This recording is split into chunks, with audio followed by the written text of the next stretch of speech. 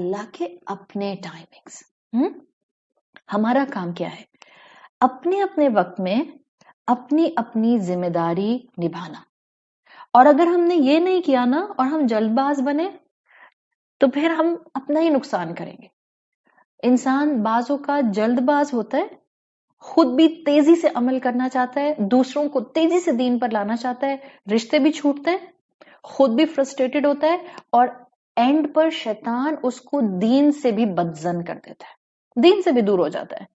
اگر ایک مرتبہ میں سن رہی تھی، ایک مسلم سائیکالوجسٹ تھے، انہوں نے کہا تھا کہ اگر مجھے مسلم امت کو ڈائگنوز کرنا ہو نا کہ ان کو کیا بیماری ہے مسلمان امت کو، تو انہوں نے کہا تھا کہ میں ڈائگنوز کروں گا کہ مسلمان امت کو کلیکٹیو ڈپریشن ہے. یعنی میجورٹی جو ہے وہ ڈپریشن میں ہے ایک طرح کے. اور اگر آپ ماشاءاللہ آج کل تو سائیکالوجی کی بہت باتیں ہوتی ہیں اور ڈپریشن کی اور اس النس کے بارے میں بہت زیادہ جو ہے وہ وقت کے ساتھ ساتھ انفارمیشن اور اس کی اسٹڈی سامنے آ رہی ہے. تو اگر آپ کلینکل ٹرمز میں ڈپریشن کو ڈسکرائب کریں نا تو simple one liner in Urdu it will be انسان کی وہ کیفیت جس میں وہ خود کو بے بس محسوس کرے. دس از یہ فیلنگ اگر آپ کو آنا شروع ہو گئی نا، میں کچھ نہیں کر سکتی، بس میں بالکل ہمت ہار گئی، اب میرے ہاتھ میں کچھ نہیں ہے، اب کوئی میری بات نہیں سنے گا، اب کچھ ٹھیک نہیں ہوگا، اب سب چیزیں بگاڑ کی طرف جائیں گی. یہ سینٹینس اگر آپ کے اوپر حاوی رہے گا، sooner or later you will be a depressed person. Clinical terms میں ڈپریشن کو کہتے ہیں the gap between where you are and where you think you should be. آپ بہت دیر تک اسی پریشانی میں رہیں، مجھے وہاں جانا تھا میں نہیں پہنچ سکی. یہی جلد بازی ہے، اور یہی جلد بازی انسان کو فرسٹریشن کا، غصے کا، ڈپریشن کا شکار کرتی ہے. آپ سوچیں، آپ بہت محنت کر کے ایک فریزنگ برف کے پہاڑ کی پورے ٹاپ پر پہنچ جاتی ہیں، اور جب آپ ٹاپ پر جاتی ہیں اور وہاں سے جو آپ کو ویو نظر آتا ہے تو آپ سامنے ایک اور پہاڑ دیکھتی ہیں جو حسین ہے، اور اس پہاڑ کو دیکھنے کے بعد آپ سوچتی ہیں oh my God I should be there, مجھے وہاں ہونا چاہیے تھا. مگر جب آپ دیکھتی ہیں نیچے تو نیچے صرف ایک کھائی ہے، گہری کھائی، جس میں سے نکل کے جس کو کراس کر کے سامنے والے پہاڑ کے ٹاپ پر جانا کمپلیٹلی امپاسبل ہے. اب کیا ہوگا، یہ درمیان کی کھائی آپ کو نا امید کر رہی ہے. اینڈ with these feeling آپ کمپلیٹلی ڈپریشن کو محسوس کر سکیں گے. آج ہماری امت کا یہی حال ہے اور ہمارا ڈائلیما ہے یہ. کیوں؟ ہماری امت کانسٹنٹلی اس کھائی کو دیکھ رہی ہے. وہ وائبس جو ہمیں دی جا رہی ہیں، مسلمان امت بیکار، مسلمان چور، مسلمانوں کو کام نہیں کرنا آتا، مسلمان امانت میں خیانت کرتے ہیں، مسلمان اب اپلفٹ نہیں ہو سکتے، مسلمانوں میں کوئی خیر باقی نہیں رہا، مسلمانوں میں ڈس یونٹی ہے، مسلمان ٹیررسٹ ہیں.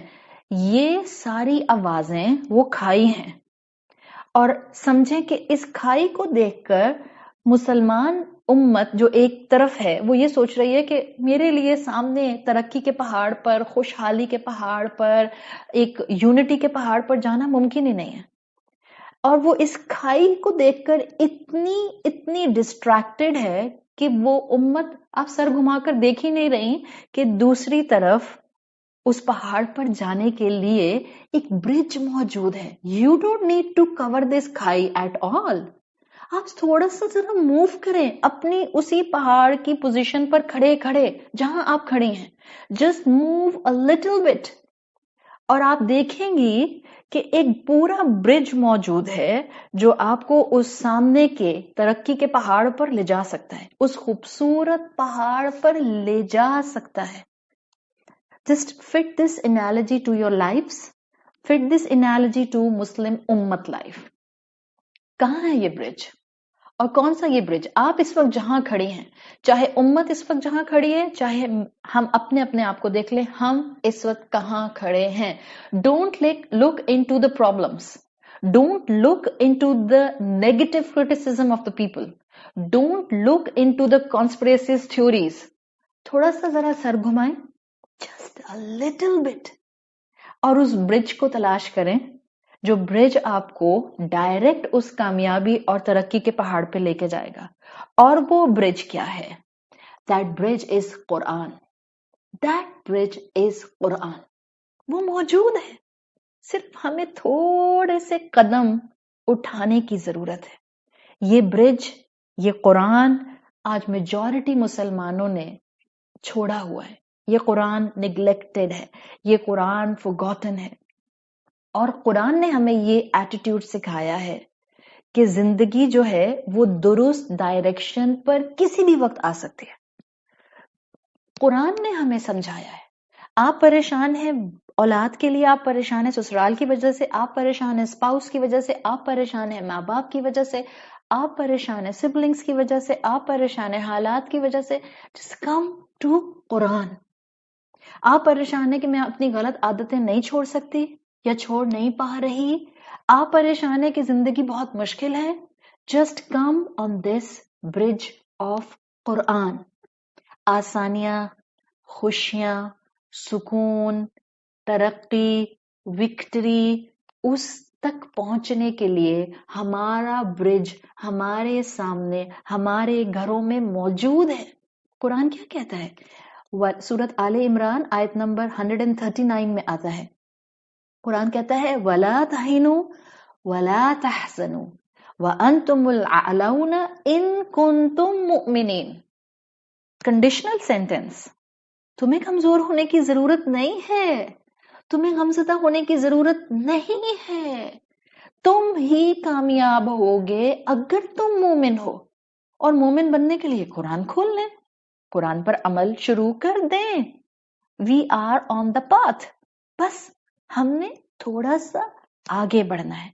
ये जो अल्लाह कह रहा है ना, वला ताहिनु वला तहसनु, याद रखें अल्लाह ताला ऐसा हमें इसलिए बता रहे हैं कि अल्लाह हमें ऐसा कोई काम करने को नहीं देते. अल्लाह ने हमें ऐसी कोई इबादत नहीं दी जो इम्पॉसिबल हो. अल्लाह ने हमें किसी ऐसे हालात में नहीं रखा जो हम बर्दाश्त ना कर सकें. We need to stick to Quran. We need to cling to Quran. We need to come on the path which will lead to inshallah Quran. Just think a little deeper. अल्लाह कह रहा है वला ताहिनु. देखो, कमजोरी महसूस नहीं करना. ये जो हम औरतें अक्सर कहती हैं ना, मैं थक गई, मेरी बस हो गई, बीमारी नहीं जाती, घर ठीक नहीं होता, बच्चे बात नहीं मानते, हस्बैंड अपनी गलत आदतें नहीं छोड़ते, मैं क्या करूं, मैं थक गई. Stop saying this. Stop saying this. Because जब आप बार बार अपने आप को ये बताती रहती हैं, आपकी एनर्जी लेवल लो होती रहती है.